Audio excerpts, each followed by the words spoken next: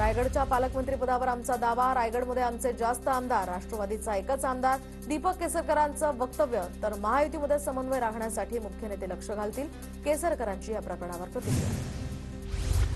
संभाजी महाराजांप्रमाणे माझाही छळ झाला, त्यांचा धर्म बदलण्यासाठी, माझा पक्ष बदलण्यासाठी छळ, अनिल परबांकडून स्वतःची संभाजी महाराजांसोबत तुलना केल्याचा भाजपचा आरोप.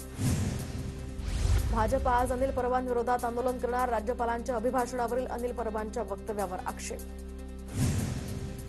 मंत्री जयकुमार गोरेंकडून विरोधात वक्तव्य करणाऱ्यांवर हक्कभंग, राऊत, रोहित पवार आणि एका युट्यूब चॅनल विरोधात हक्कभंग दाखल, तर गोरेंकडून महिलेचा विनयभंग, राऊतांचा गंभीर आरोप. पालिका निवडणुकीच्या पार्श्वभूमीवर सुनेत्रा पवार ऍक्टिव्ह मोडवर, तर आता पिंपरी चिंचवड पालिकेच्या माजी नगरसेवकांची घेतली बैठक, नागरिकांच्या समस्येवर उपाययोजना करा, आयुक्तांच्या सूचना.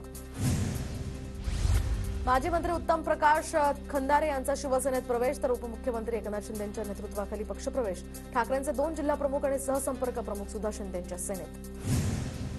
ठाकरेंचे सोलापूर जिल्हाप्रमुख अमर पाटलांचाही शिंदेंच्या सेनेत प्रवेश, तर उपमुख्यमंत्री एकनाथ शिंदेंच्या उपस्थितीत माजी आमदार प्रतिकांत पाटील, 2 उपजिल्हाप्रमुख आणि 1 तालुका प्रमुख, 1 सरपंच यांसह शेकडो कार्यकर्त्यांचा पक्षप्रवेश. बडतर्फ पोलीस अधिकारी सचिन वाझेची आता कारागृहातनं सुटका नाहीच, उच्च न्यायालयानं मागणी फेटाळली. ठाकरेंच्या शिवसेनेचे सोलापूरचे जिल्हाप्रमुख अमर पाटील यांचा शिंदेंच्या शिवसेनेत प्रवेश, उपमुख्यमंत्री एकनाथ शिंदेंच्या उपस्थितीत अमर पाटलांसह अनेक नेत्यांचा प्रवेश. स्वारगेट अत्याचार प्रकरणी आरोपी गाडेची कसून चौकशी, गुन्हे शाखेकडनं दत्तात्रय गाडेची 3 तास कसून चौकशी, गाडे उडवाउडवीची उत्तरं देत असल्याची पोलिसांची माहिती. मुंबईसह ठाणे, पालघर, रायगड या जिल्ह्याला रविवारी आणि सोमवारी उष्णतेच्या लाटेचा इशारा, 2 दिवसात आवश्यकता असेल तरच घराबाहेर पडा, हवामान विभागाकडून नागरिकांना सल्ला.